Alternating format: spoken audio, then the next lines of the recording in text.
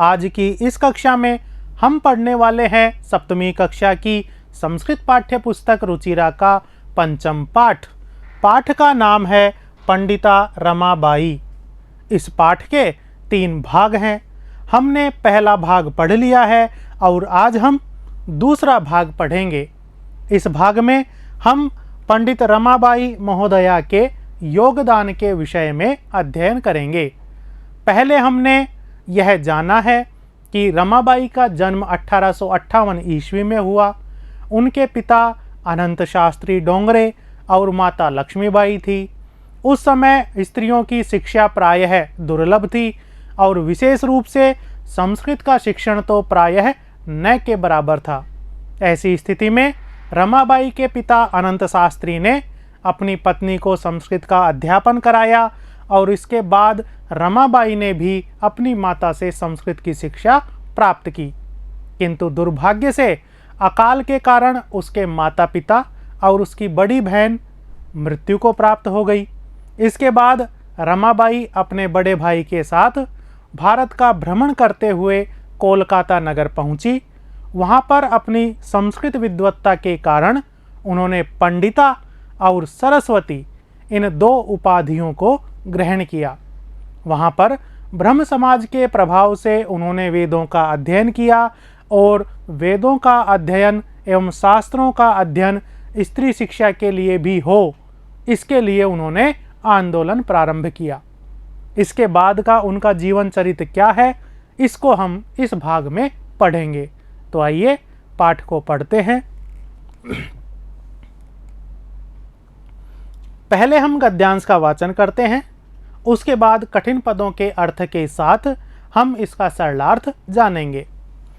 1880 तमे ख्रीष्टाब्दे सा विपिन बिहारी दासेन सह बांकीपुर न्यायालये विवाहम् अकरोत्।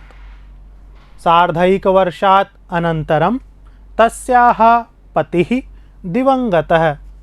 तदनन्तरं सा पुत्र्या मनोरमया सह जन्मभूमिं महाराष्ट्रं प्रत्यागच्छत्। नारीणां सम्मानाय शिक्षायै च सा स्वकीयं जीवनम् अर्पितवती।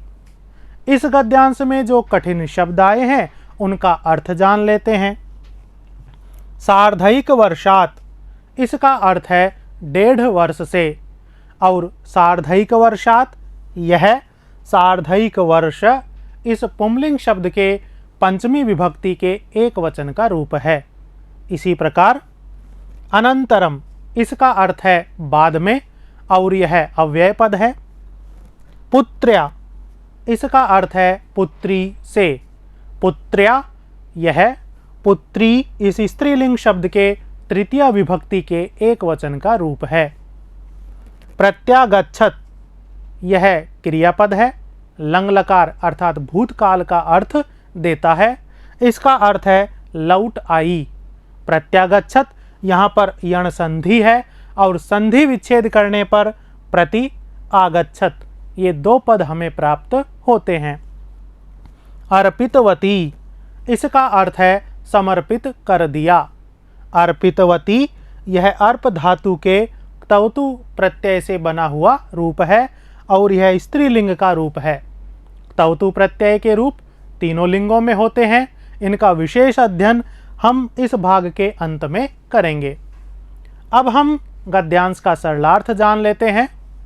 1880 तमे ख्रीष्टाब्दे, 1880वें ईसवी वर्ष में अर्थात सन 1880 में, सा, उसने, रमाबाई ने, विपिन बिहारी दासेन सह, विपिन बिहारी दास के साथ, सह इस पद के योग में, दासेन यहाँ पर तृतीय विभक्ति प्रयोग में आई है। रमाबाई ने विपिन बिहारी दास महोदय के साथ बांकीपुर न्यायालय, बांकीपुर न्यायालय में विवाहम् अकरोत्, विवाह कर लिया, शादी कर ली। सार्धैक वर्षात, 1.5 वर्ष के अनंतरम, बाद, जब 1.5 वर्ष शादी को बीता उसके बाद, तस्याह पति, उनके पति दिवंगत है, दिवंगत हो गए, मृत्यु को प्राप्त हो गए।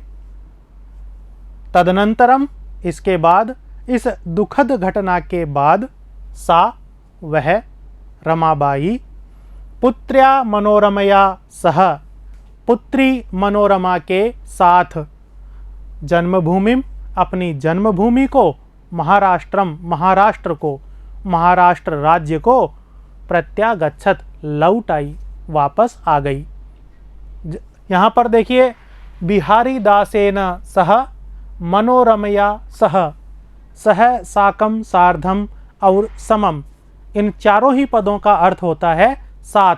और इन पदों का जब प्रयोग होता है संस्कृत के वाक्यों में तो इन पदों के साथ तृतीया विभक्ति का प्रयोग होता है। तो बिहारी दासेन यहाँ पर भी तृतीया विभक्ति है, मनोरमया यहाँ पर भी तृतीया विभक्ति है। अब हम पाठ को आगे पढ़ते हैं। हंटर शिक्षा आयोगस्य समक्षम नारी शिक्षा विषये सा स्वमतं प्रस्तुतवती। सा उच्च शिक्षार्थम इंग्लैंड देशं गतवती। तत्र ईसाई धर्मस्य स्त्री विषयकैः उत्तम विचारैः प्रभाविता जाता। इस गद्यांश के कठिन पदों का अर्थ है समक्षम, इसका अर्थ है सामने। समक्षम यह अव्यय पद है। स्वमतम, इसका अर्थ है अपने मत अथवा विचार को। स्वमत यह नपुंसकलिंग का शब्द है और इसके द्वितीय विभक्ति के एक वचन में स्वमतम यह रूप होता है। इसी प्रकार उच्च शिक्षार्थम, इसका अर्थ है उच्च शिक्षा के लिए। अर्थम, यह पद जिस शब्द के पीछे जुड़ जाता है वह पद अव्यय बन जाता है। जैसे भोजनार्थम, गमनार्थम, लेखनार्थम, पठनार्थम इत्यादि पद अर्थम इस पद के योग में अव्यय हो जाते हैं। गद्यांश का सरल अर्थ जान लेते हैं। हंटर शिक्षा आयोगस्य समक्षम, हंटर शिक्षा आयोग के सामने नारी शिक्षा विषय, नारी शिक्षा के विषय में सा उसने, रमाबाई ने स्वमतम अपने मत को, अपने विचार को प्रस्तुतवती प्रस्तुत किया। उस समय शिक्षा की उन्नति के लिए, विकास के लिए हंटर शिक्षा आयोग की स्थापना की गई थी। उस आयोग के सामने रमाबाई ने अपने विचार रखे कि किस प्रकार नारी शिक्षा के क्षेत्र में हम कार्य कर सकते हैं, महिलाओं की शिक्षा को हम किस प्रकार बढ़ावा दे सकते हैं। इस विषय पर उसने अपने विचार रखे। सा वह उच्च शिक्षार्थम, उच्च शिक्षा प्राप्त करने के लिए इंग्लैंड देशम गतवती, इंग्लैंड देश गई। ईसाई धर्मस्य, ईसाई धर्म के, स्त्री विषयक ही, स्त्रियों के विषय में, महिलाओं के विषय में, उत्तम विचारई ही, उत्तम विचारों से, श्रेष्ठ विचारों से प्रभाविता जाता, वह बहुत प्रभावित हुई। ईसाई धर्म में जो स्त्रियों के विषय में विचार प्रस्तुत किए गए थे, जो बातें बताई गई थी, उन बातों ने, उन विचारों ने पंडिता रमाबाई के जीवन को बहुत ही प्रभावित किया। अब हम आगे पढ़ते हैं। इंग्लैंड देशात रमाबाई अमेरिका देशम अगच्छत। तत्र सा भारतस्य विधवा स्त्रीणां सहायतार्थम अर्थसञ्चयम् अकरोत्। भारतं प्रत्यागत्य मुम्बई नगरे शारदा सदनं सा अस्थापयत्। अस्मिन् आश्रमे निस्सहायाः स्त्रियः निवसन्ति स्म। तत्र स्त्रियः मुद्रणटङ्कणकाष्ठकलादीनां च प्रशिक्षणमपि लभन्ते स्म। इस गद्यांश में जो कठिन पद आए हैं उनका अर्थ जान लेते हैं।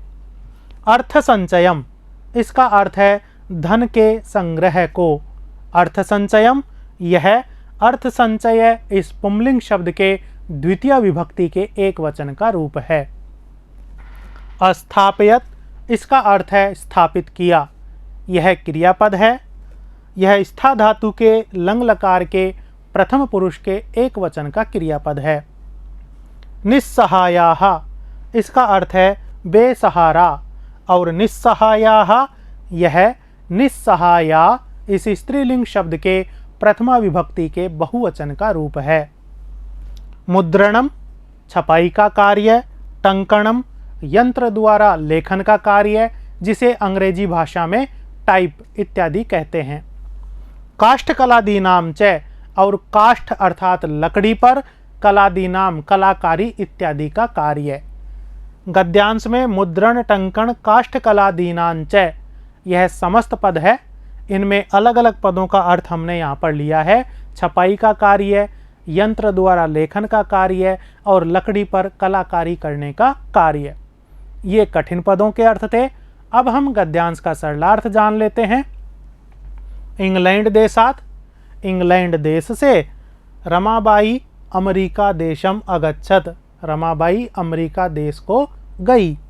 तत्र वहाँ पर सा उसने, रमाबाई ने, भारतस्य विधवा स्त्रीणाम, भारत की विधवा स्त्रियों की सहायतार्थम, सहायता करने के लिए, अर्थ संचयम धन का संग्रह अकरोत किया। भारत की जो विधवा स्त्रियां थी उनकी सहायता करने के लिए उसने अमेरिका देश में धन इकट्ठा किया। यहाँ पर सहायतार्थम, यहाँ पर भी सहायता पद के लिए, सहायता पद के पीछे अर्थम यह पद जुड़ा हुआ है, और अर्थम पद जुड़ा होने के कारण सहायतार्थम यह पद भी अव्यय हो गया। जिस प्रकार हमने पिछले गद्यांश में हमने वहाँ पर एक पद पढ़ा था जहाँ पर अर्थम जुड़ा हुआ था, उच्च शिक्षार्थम, उच्च शिक्षा के लिए। इसी प्रकार सहायतार्थम, सहायता करने के लिए।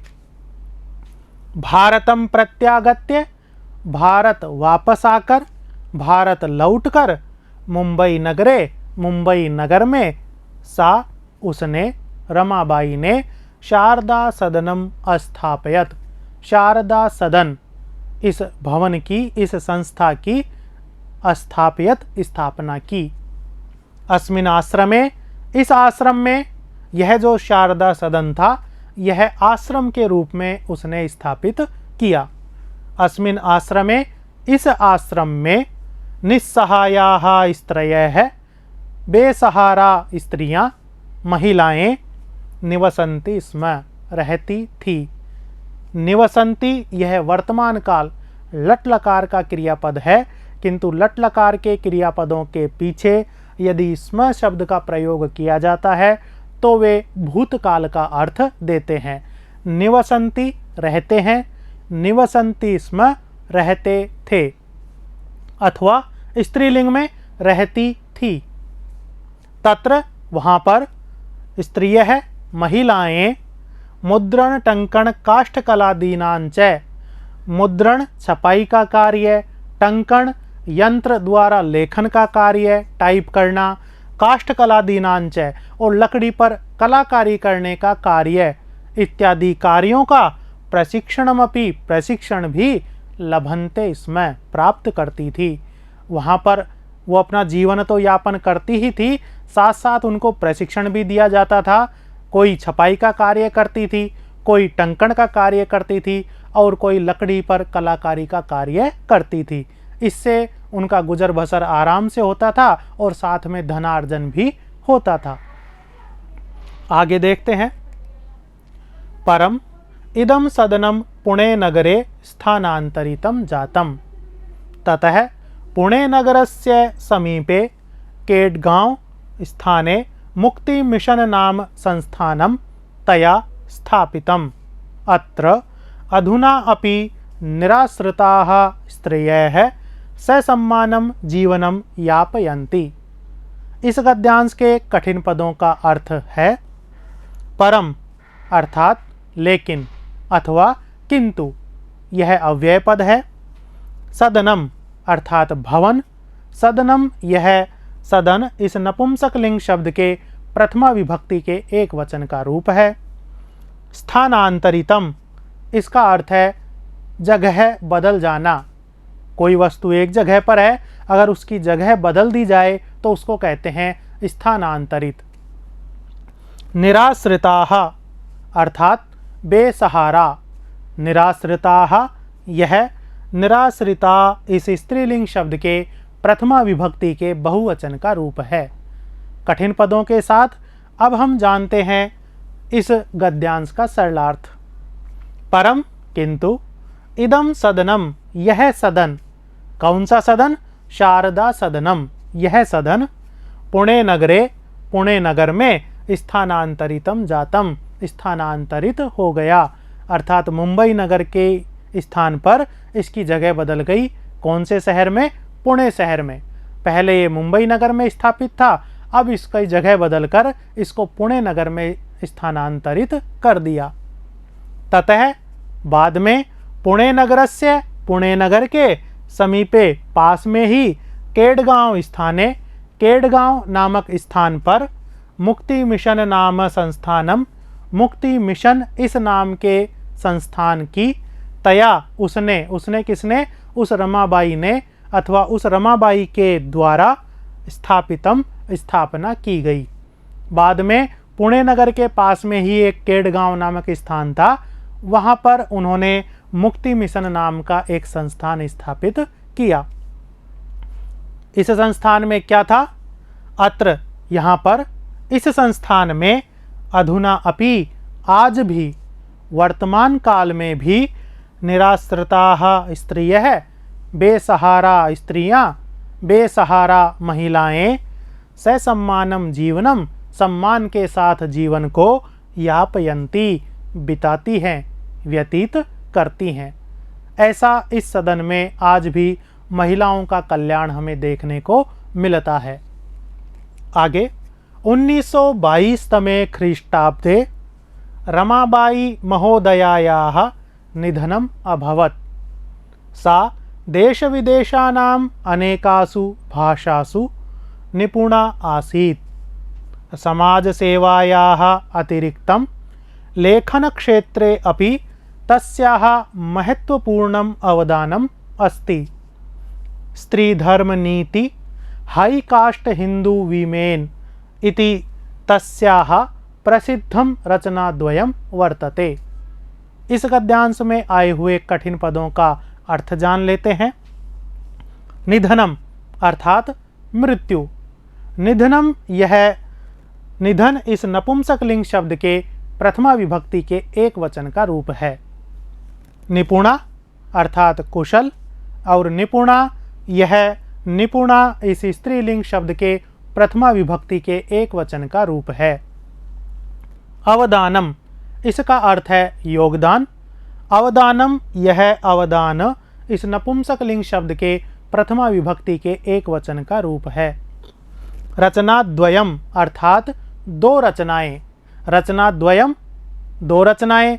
इसी तरह जो है हम अन्य पदों का प्रयोग भी जान सकते हैं। पुस्तक द्वयम, दो पुस्तकें। फल द्वयम, दो फल, अथवा पत्र द्वयम, दो पत्र। इसी प्रकार द्वयम पद का प्रयोग हम पदों के पीछे करके दो का अर्थ ले सकते हैं। कठिन पदों के अर्थ के साथ अब हम गद्यांश का सरलार्थ जान लेते हैं। 1922 तमे ख्रीष्टाब्दे, 1922वें ईसवी वर्ष में अर्थात सन 1922 में रमाबाई महोदयायाः, रमाबाई महोदया का निधनम अभवत, निधन हो गया, उनकी मृत्यु हो गई। सा, वह, देश विदेशानाम, देश विदेशों की, भारत देश की और दूसरे देशों की, अनेकासु, बहुत सारी, भाषासु, भाषाओं में, निपुणा आसीत, निपुण थी। उनको बोलना जानती थी, उनमें व्यवहार करना जानती थी, उनमें लेखन करना जानती थी। समाज सेवायाः अतिरिक्तम, समाज सेवा के अलावा, लेखन क्षेत्रे अपि, लेखन क्षेत्र में भी, तस्याः महत्वपूर्णम अवदानम अस्ति, उनका महत्वपूर्ण योगदान है। उन्होंने समाज सेवा तो की, साथ ही साथ उन्होंने लेखन क्षेत्र में भी अपना महत्वपूर्ण योगदान दिया। क्या दिया?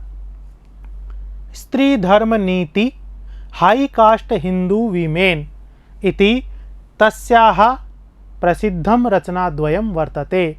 ये दोनों उनकी प्रसिद्ध दो रचनाएं हैं। उन्होंने दो प्रसिद्ध पुस्तकें भी लिखी हैं। पहली पुस्तक है स्त्री धर्म नीति और दूसरी पुस्तक है हाई कास्ट हिंदू वीमेन। इन दो रचनाओं के माध्यम से उन्होंने प्रसिद्धि भी प्राप्त की है।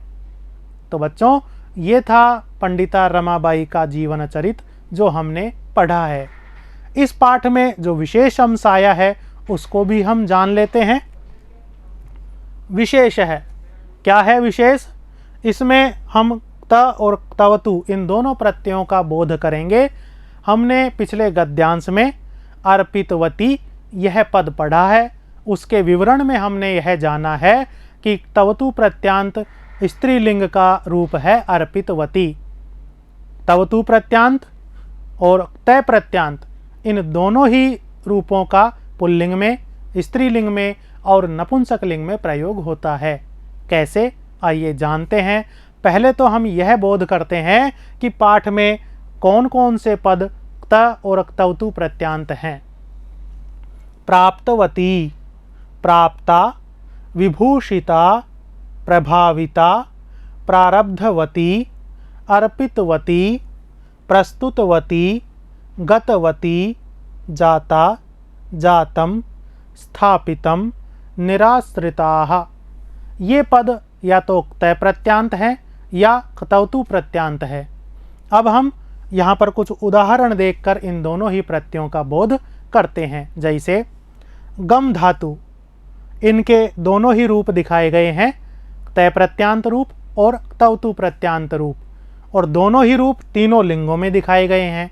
जैसे गम धातु का तय प्रत्यांत रूप है गतः और तवतु प्रत्यांत रूप है गतवान। ये रूप पुल्लिंग के हैं। इसी प्रकार स्त्रीलिंग में गता और गतवती, नपुंसक लिंग में गतम और गतवत। इसी प्रकार दूसरी धातु है अर्प।